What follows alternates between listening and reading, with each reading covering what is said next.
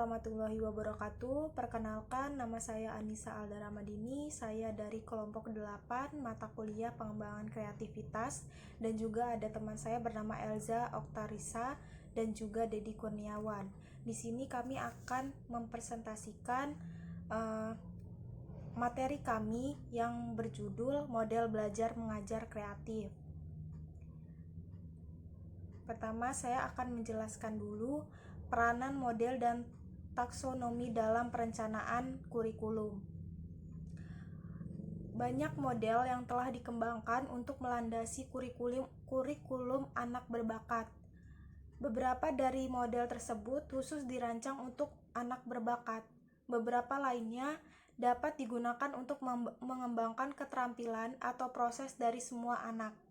Nah, berikut ini akan diberikan contoh mengenai keduanya dan menjelaskan bagaimana setiap model dapat diterapkan pada anak berbakat. Model-model ini perlu dipertimbangkan guru sebagai dasar untuk merancang kurikulum anak berbakat.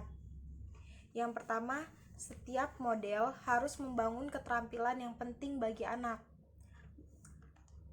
untuk anak berbakat dan meningkatkan kemampuan siswa untuk mencapai sasaran.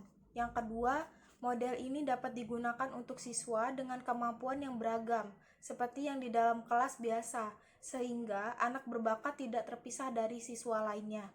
Yang ketiga, model-model mudah digunakan, mudah dipahami, dan diterapkan di dalam kurikulum.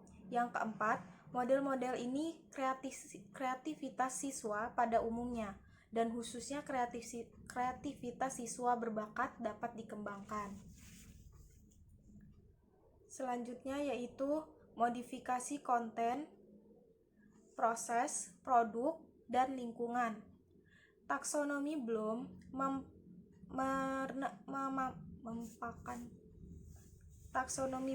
merupakan cara yang memungkinkan mengubah proses pembelajaran. Dengan menggunakan taksonomi ini, guru memberi kesempatan kepada siswa untuk memperluas proses-proses pemikiran mereka. Dengan ini, mereka segera mengenal cara bagaimana berpikir pada tingkat mana pertanyaan yang mereka ajukan, dan bersifat dari kegiatan dalam mana mereka terlibat. Bagi mereka merupakan tantangan setelah mengenal klasifikasi untuk lebih banyak bekerja pada tingkat yang lebih tinggi. Mereka mulai mengajukan pertanyaan yang lebih baik dan berusaha untuk berfungsi sepenuhnya. Selanjutnya yaitu manfaat penggunaan taksonomi Bloom ini. Sebagai sistem klasifikasi sasaran belajar, taksonomi Bloom itu digunakan sebagai cara untuk mengembangkan dan mengevaluasi pertanyaan yang diajukan guru kepada siswa. Taksonomi Bloom ini dapat digunakan untuk mengembangkan kegiatan dan untuk menulis soal-soal ujian. Kegiatan ini dapat dikembangkan dengan menggunakan tingkat-tingkat yang berbeda dari taksonomi yang digunakan dalam pelajaran atau sebagai tugas khusus di luar kelas. Assalamualaikum warahmatullahi wabarakatuh. Perkenalkan, nama saya Dedi Kurniawan, NPM 17110017. Di sini saya akan melanjutkan paparan dari Anissa Alda, yaitu model struktur intelek dari Guilford. Guilford 1981 dikutip RIM 1985 menciptakan suatu teori tentang intelijensi yang digambarkan dalam bentuk kubus 3 dimensi yang dimaksud untuk menampilkan semua kemampuan intelektual manusia. Ketiga dimensi ini atau matra itu ialah yang pertama itu komen, produk, dan operasi. Dari pembahasan di muka jelas bahwa model struktur intelek memungkinkan modifikasi konten, proses, maupun produk belajar. Jadi konten ialah melalui mitra materi, proses melalui 5 kategori operasi, dan produk melalui 6 kategori produk. Jadi guru kelas dapat memberikan materi pelajarannya dengan melatih proses-proses pemikiran yang beragam, tidak terbatas pada kognisi dan intelijensi seperti masih banyaknya terjadi di sekolah, tetapi mencakup pemikiran divergen, pemikiran konvergen, dan pemikiran evaluatif sesuai dengan bakat dan kemampuan anak. Kemudian itu ada model multiplay talents dari Taylor. Jadi Taylor mengharapkan bahwa model ini akan menambahkan pandangan guru tentang siswa. Siswa tidak hanya dapat dilihat sebagai penerima informasi yang harus diingat, tetapi sebagai pemikir, pencipta, komunikator, inovator, organisator, dan pengambil keputusan dengan memungkinkan siswa memilih kegiatan dalam berbagai bidang talents atau bakat.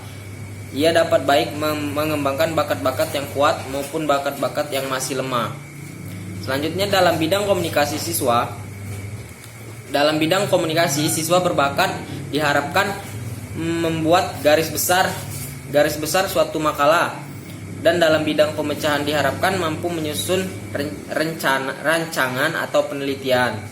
Kemudian definisi yang luas tentang keberbakatan ini merupakan cara yang sesuai untuk mengamati, memahami, dan mengajar semua anak, dan memberi kesempatan yang lebih banyak kepada siswa yang mengembangkan bakat atau talent mereka. Mungkin hal ini dapat menyulitkan penyelenggaraan program anak berbakat, tetapi paling tidak model Taylor dapat digunakan sebagai panduan kurikulum. Kemudian itu ada model Traflinger untuk mendorong belajar kreatif. Jadi kreativitas merupakan salah satu kemampuan yang hendak ditingkatkan dalam kebanyakan program anak berbakat. Untuk itu perlu ditumbuhkan iklim di dalam kelas yang menghargai dan menumpuk kreativitas dalam semua segi. Selanjutnya tidak cukup menyediakan waktu 30 menit sehari untuk kreativitas. Hal ini tidak akan meningkatkan kemampuan kreativitas siswa. Diperlukan pendekatan yang lebih komprehensif untuk membantu siswa mengembangkan kemampuan. Selanjutnya itu ada model enrichment treat dari Renzulli. Jadi model enrichment treat dari Renzulli atau 1977 dapat digunakan untuk program pengayaan anak berbakat, mencakup banyak kesempatan untuk mengembangkan keterampilan, memberikan guru suatu cara untuk menangani kecepatan dan kedamaian belajar serta minat yang beragam dari anak berbakat. Model Renzulli ini sesuai untuk modifikasi kurikulum melalui konten, proses, dan produk belajar. Mungkin itu saja yang dapat saya sampaikan. Apabila ada salah kata, saya mohon maaf. Pada Allah saya mohon ampun. Wabillahi taufik wal hidayah. Wassalamualaikum warahmatullahi wabarakatuh. Selanjutnya akan dipaparkan oleh saudari Elza. Assalamualaikum warahmatullahi wabarakatuh. Saya Dr. Risa. Di sini saya akan melanjutkan pemaparan dari kawan saya. Selanjutnya di sini ada model Williams untuk perilaku kognitif afektif di dalam kelas. Model kurikulum lainnya yang bermanfaat dalam merencanakan pembelajaran dalam bidang kreatif. Model ini berlandaskan pemikiran bahwa kreativitas perlu dipupuk secara menyeluruh dalam kurikulum dan bahwa siswa harus mengembangkan kemampuan berpikir kreatif dalam semua bidang kegiatan mereka. Keterampilan kognitif dan afektif dalam pengembangan kreativitas digabung dengan bidang materi tradisional yang diajarkan oleh sekolah. Manfaat dari model Williams ialah terutama dalam bidang proses belajar. Digunakan bersama dengan model lainnya dapat memberikan sumbangan yang bermakna terhadap peningkatan dan sikap kreatif melalui kurikulum. Selanjutnya di sini ada taksonomi sasaran belajar afektif dari Krathwohl. Taksonomi relatif dari Krathwohl terdiri dari 5 tingkat, yaitu menerima, kesediaan untuk berespon, menghargai, menyusun sistem nilai, dan perwatakan oleh kompleks nilai. Kelima tingkat ini merupakan keterampilan afektif yang diperlukan untuk menggunakan taksonomi kognitif dengan berhasil.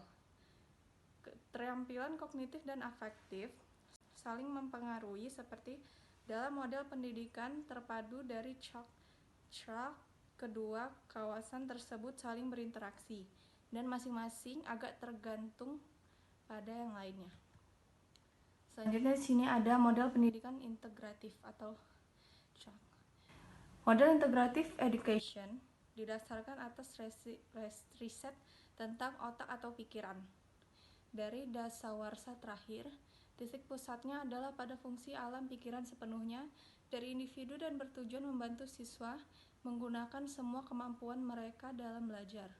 Untuk itu, model ini menggabungkan penggunaan keterampilan pemikiran, perasaan, penginderaan, dan intuisi atau firasat dalam pembelajaran akademis dan non-akademis. Mungkin itu saja yang dapat disampaikan. Terima kasih. Terima kasih, itu saja yang bisa kami sampaikan. Jika ada yang kurang jelas bisa dipertanyakan lagi. Wassalamualaikum warahmatullahi wabarakatuh.